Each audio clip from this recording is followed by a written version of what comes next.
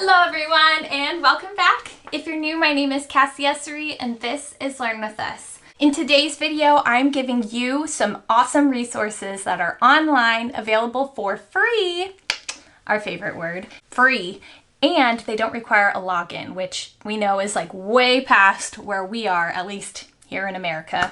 We are very close to the end of our year and nobody has time for that.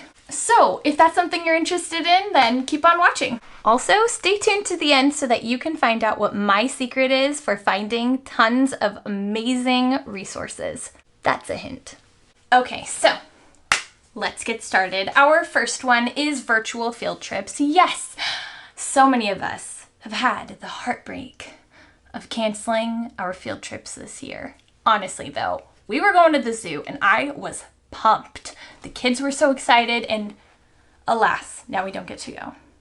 Who knows when the next time we will be able to go is, so there are a lot of virtual field trips on discoveryeducation.com. By the way, I'm going to link everything below so you can just click the link and go.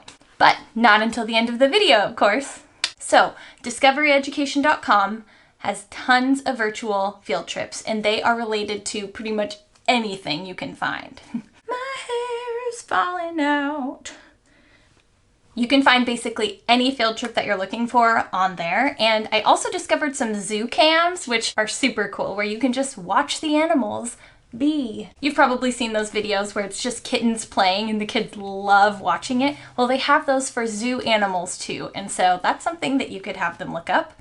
I'm thinking you can have a whole slew of questions for them to answer or draw or explain or observe. All of those, lesson plan words. You can think of quite a few and literally just type them in, tell them what to do, send them the link, and away they go. The next website is Playworks, Play at Home. Now this site has tons of activities for students to get them up and moving. I don't know about you, but I'm definitely worried about my students sitting down all day and just only playing video games. Does that ring a bell to anyone? Yeah, not about that. So this site has tons of activities that get the students up and moving and out of their weird little funk. Along with being active, Just Dance for Kids, just type that into YouTube and you will find tons of dancing and the kids love it. It's super fun. It's just videos that people have recorded of themselves doing Just Dance. They think it is so much fun and they have tons of songs that the kids know that are appropriate. Mostly, that's why you have to put in the Just Dance Kids part. So you can assign those activities to your students. Just send them a link to maybe a playlist or a couple of those songs that you want them to sing and dance along to just to get them up and moving. And it requires virtually zero prep for you. Now the next one is all the rage for adults right now, podcasts. Did you know that there are kid podcasts? Podcasts made specifically for kids. We have like true crime or all those mystery ones. They have those, but the kid versions too, which is so fun because they're engaging, but they're not just staring at a screen. The kids can be doing things while they're listening to it, and I think that's pretty cool.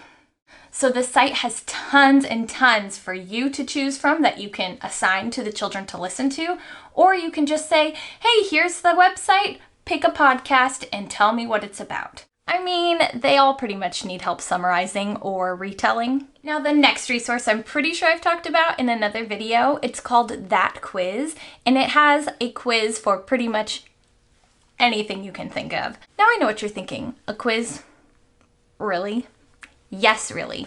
Number one, you don't have to grade them.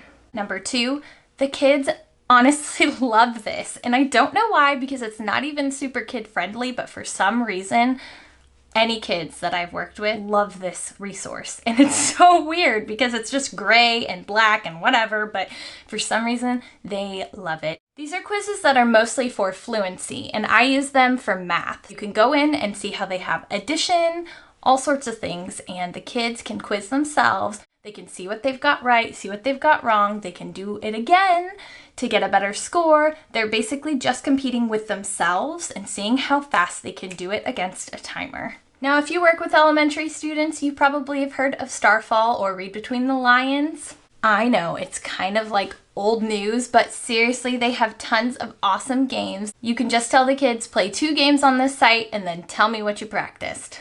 That's it. No prep, they're engaged, and they don't have to turn in another worksheet. Okay, so who wants to know the secret of finding all of these awesome resources? Where I found most of these and a ton of other ones that you have to log in for, but they're still really good, is called AmazingEducationalResources.com. You just have to check it out. You have to.